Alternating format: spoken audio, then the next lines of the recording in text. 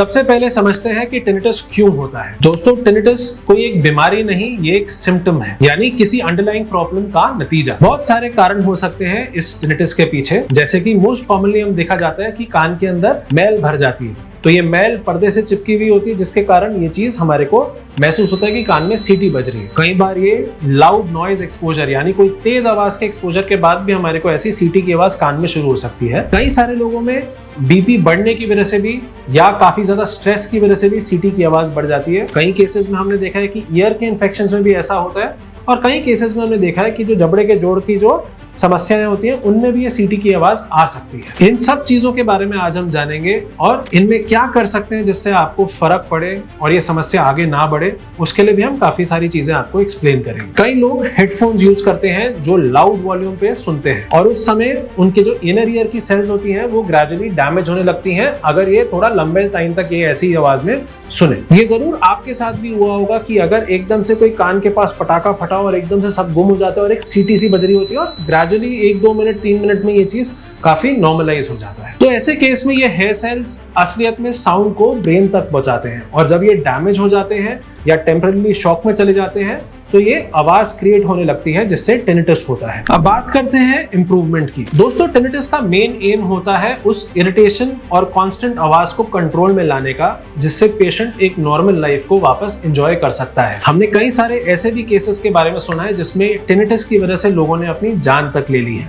तो इसको हल्के में ना लें और इसका सही इलाज कराना जरूरी है। हमारे पास ऐसे मॉडर्न मेडिकेशंस और थेरेपीज, ऐसे ऑप्शंस आ चुके हैं जिससे हम टिनिटस को 90% केसेस तक में काफी हद तक कंट्रोल ले आते हैं। कई पेशेंट्स को सिर्फ एक दिन में ही नोटिसेबल इंप्रूवमेंट मिलना शुरू हो जाता है और आवाज या तो हल्की पड़नी शुरू हो जाती है, और माइंड उस आवाज को जो हल्की होती है उसको इग्नोर भी करना शुरू कर देता है। सबसे पहला स्टेप किसी भी बीमारी को ठीक करने के लिए उसका रूट कॉज जानना जरूरी है, यानी उसका एक प्रॉपर डायग्नोसिस पे पहुंचना बहुत जरूरी है। ईएनटी डॉक्टर आपके कान का माइक्रोस्कोपिक एग्जामिनेशन करेगा एंड वो ये असेस करेंगे कि आपको ये क्यों हो रहा है। अगर वैक्स जमा हुआ है या इन्फेक्शन हो रहा है या ईयर ड्रम में कोई प्रॉब्लम है, पर्दे का सुराख है या कोई अंदर की हड्डी है जो जाम हो गई है, तो उन्हीं केसेस में वो असेस करेंगे। या कई बार हमारे कान के अंदर की जो नस होती है वो भी कमजोर पड़ जाती है, उन केसेस में भी हम सीटी की आवाज एक्सपेक्ट करते हैं लोगों में। अगर वैक्स जमा हुआ है तो सक्शन या सिरिंजिंग के थ्रू उसको निकाल दिया जाता है, जिसमें आपको इमीडिएट रिलीफ मिलना शुरू हो जाता है। कई केसेस में तो पेशेंट तुरंत ही कह देता है कि डॉक्टर साहब, मैल निकलते ही मेरे कान की घंटी गायब हो गई है। तो सिंपल सा है, अपने एक डॉक्टर के पास जाकर अच्छे से असेस कराएंगे तो बेहतर इसका ट्रीटमेंट मिलने के चांसेस हाई रहते हैं। दूसरा स्टेप होता है मेडिकेशन और लाइफस्टाइल मॉडिफिकेशंस। मार्केट में कुछ ऐसी मेडिकेशंस